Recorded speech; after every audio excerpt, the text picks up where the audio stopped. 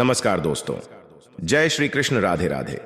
प्रिय दर्शकों, स्वागत है आप सभी का पुनः आपके अपने YouTube चैनल। दोस्तों, ये कहानी है त्रिया चरित्र की। जो भी मनुष्य इस कहानी को पूरा सुनता है वह कभी भी अपने जीवन में धोखा नहीं खाएगा।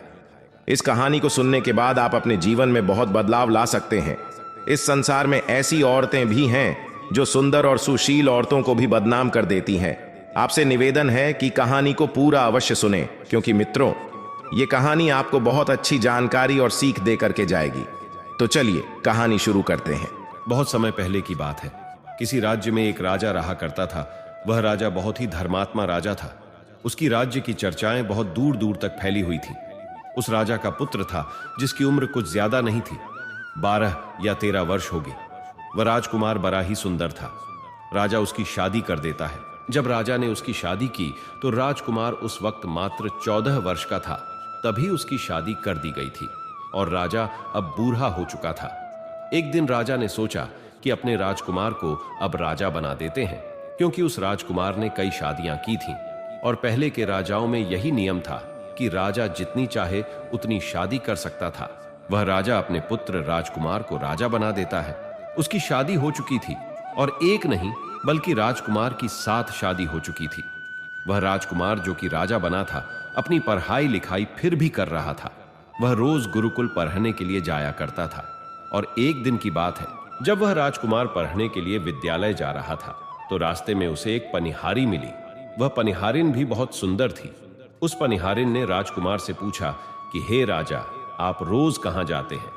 राजकुमार कहता है कि मैं रोज पढ़ने के लिए, विद्या ग्रहण करने के लिए अपने गुरु के पास जाता हूं।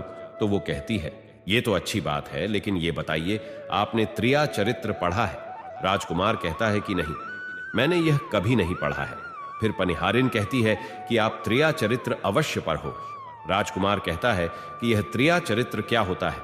पनिहारी ने कहा कि आप यह बात अपने गुरु से जाकर पूछना और त्रिया चरित्र को अवश्य ही पढ़ना। राजकुमार कहता है कि मैं आज ही जाऊंगा और अपने गुरु से जाकर पूछ लूंगा कि आपने मुझे त्रिया चरित्र क्यों नहीं पढ़ाया।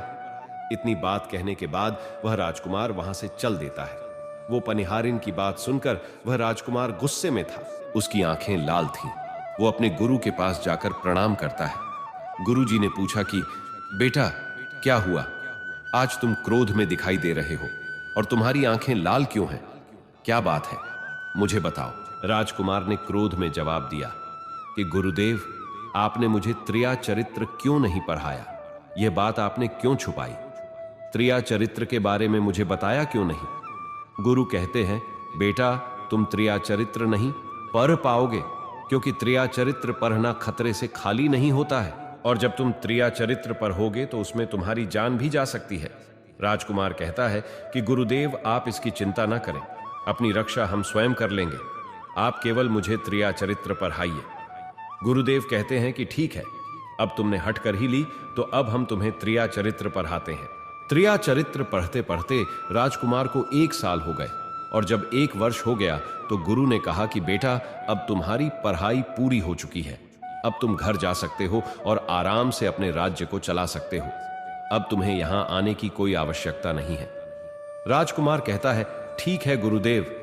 राजकुमार जैसे ही जाने को होता है, गुरुदेव उसे रोक लेते हैं और कहते हैं, बेटा, मैं तुम्हें एक ऐसा यंत्र देता हूं, या जब तुम इसे अपने कानों में लगाओगे तो कोई भी तुम्हें पहचान नहीं पाएगा और तुम उसे पहचान लोगे। राजकुमार वह यंत्र अपने हाथों में ले लेता है और गुरु ने कहा, तुम इस यंत्र को ले जाओ और रात के 12 बजे, आज ही के रात में, अपने महल से निकल करके जंगल की तरफ जाना और पूर्व दिशा की ओर जाना। और जब तुम पूर्व दिशा की ओर जाओ तो ये यंत्र अपने कानों में लगा लेना और वहीं पर खड़ा हो जाना।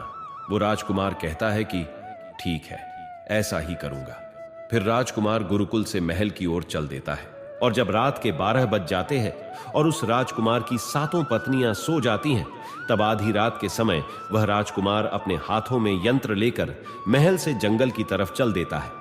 राजा जंगल में पूर्व दिशा की ओर जाता है और वहां जाकर अपने कानों में यंत्र लगा लेता है और वहीं पर खड़ा हो जाता है।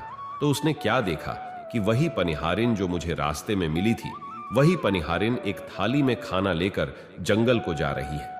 वहां थोड़ी ही दूरी पर एक संत अपनी कुटिया में रहते थे। वह पनिहारिन संत के पास खाना लेकर जा रही थी। राजा ने देखा कि ये तो वही पनिहारिन है जिसने मुझसे कहा था कि त्रिया चरित्र की पढ़ाई पर हो। लेकिन पनिहारिन उस राजा को नहीं पहचान पाई, क्योंकि राजा के कानों में यंत्र लगा हुआ था। यंत्र लगने की वजह से राजा किसी को भी पहचान सकता था।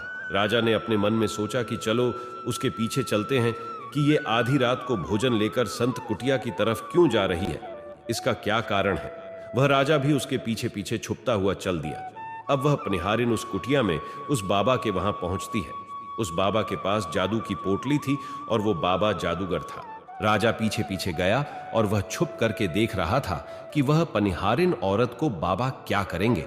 बाबा ने पनिहारिन से कहा, अरे पनिहारिन, पहले तो मुझे ये बता कि आज आने में इतनी देर कैसे लग गई। हाथ जोड़कर पनिहारिन कहने लगी कि महात्मा जी, मेरा विवाह हो चुका है और मेरे पति मुझे ले जाने के लिए आए हैं। हमें लेकर कल चले जाएंगे, इसीलिए हमें उन्हें सुलझाने में थोड़ी देर लग गई और यहां आने में भी देर हो गई। जब यह बात साधु ने सुनी कि इसका विवाह हो चुका है और इसका पति इसे लेने आया है, तो साधु कहता है कि पनिहारिन, इसका मतलब है कि तुम अपने पति के साथ जाना चाहती हो, तो हमारे पास क्यों आई हो। पनिहारिन कहती है कि मैं आपके बिना नहीं रह सकती हूं, मैं आपके बिना नहीं जी सकती हूं। तो साधु कहता है कि हे पनिहारिन, इसके लिए तुम्हें एक काम करना होगा। साधु एक बड़ा सा चाकू निकलता है और पनिहारिन से कहता है कि हे पनिहारिन, जाओ अपने पति के गर्दन काटकर यहां लेकर आ जाओ।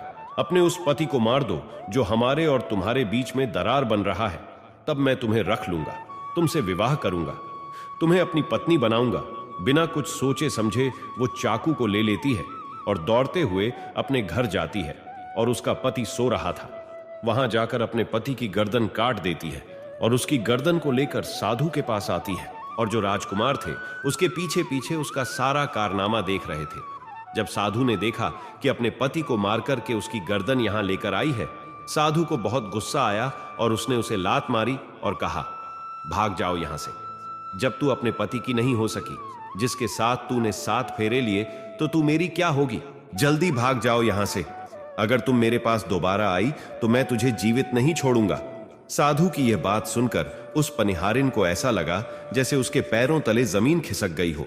फिर भी अपने पति की कटी हुई गर्दन घर लेकर के आई और उसकी गर्दन जोड़ देती है और वहीं बैठ जाती है। और इधर जैसे ही सवेरा हुआ, अपने पति के पास बैठकर रोने लगती है और चिल्लाने लगती है। कहती है, देखो देखो, किसी ने मेरे पति की हत्या कर दी। लेकिन रात में उस पनिहारिन का सारा कारनामा राजकुमार देख चुका था। इधर सारे गांव वाले पनिहारिन के घर चले जाते हैं और उसके पति की लाश को लेकर गांव के बाहर जाते हैं उसका दाह संस्कार करने के लिए। और वो पनिहारिन भी पीछे से भागती हुई रोती हुई चली जा रही थी और उधर राजकुमार भी जा रहे थे जो कि अपने राज्य के राजा बन चुके थे। पनिहारिन भागती हुई चिल्लाती हुई पहुंची और कहने लगी, मैं सती बनूंगी, क्योंकि अगर जब मेरे पति ही नहीं रहे तो ऐसे जीवन का क्या फायदा। मैं इन्हीं के साथ सती हो जाऊंगी। राजा को उसकी बातें सुनकर हंसी आ जाती है और राजा कहता है, त्रिया चरित्र जाने ना कोई और खसम मेरी के हुए सती। राजकुमार की यह बात और कोई तो नहीं समझ पाया, लेकिन वह पनिहारिन समझ जाती है। कहती है कि राजा साहब, आप हमारे ऊपर यह बात कह रहे हैं, लेकिन चलिए कोई बात नहीं, मैं सती हो जाऊंगी। लेकिन पनिहारिन जाते जाते कहती है, मैं तुम्हें एक बात बताती हूं। राजकुमार कहता है, क्या बताओ। पनिहारिन कहती हैं कि राजा साहब, आप जब चटाई पर बैठें तो उस चटाई को झाड़ कर बैठना। राजा कहता है कि यह पनिहारिन क्या कह रही है, मैं तो राजा हूं, मुझे चटाई पर बैठने की क्या आवश्यकता है। पनिहारिन कहती है कि नहीं, जब भी तुम्हें कोई नौबत आए चटाई पर बैठने की तो तुम चटाई को झाड़ कर बैठना। राजकुमार कहता है कि चलो ठीक है, अगर तुम कह रही हो तो मैं ऐसा ही करूंगा। और कहने के बाद वह अपने पति के साथ सती हो जाती है और राजकुमार उनका अंतिम संस्कार करवाकर अपने घर को आ जाते हैं।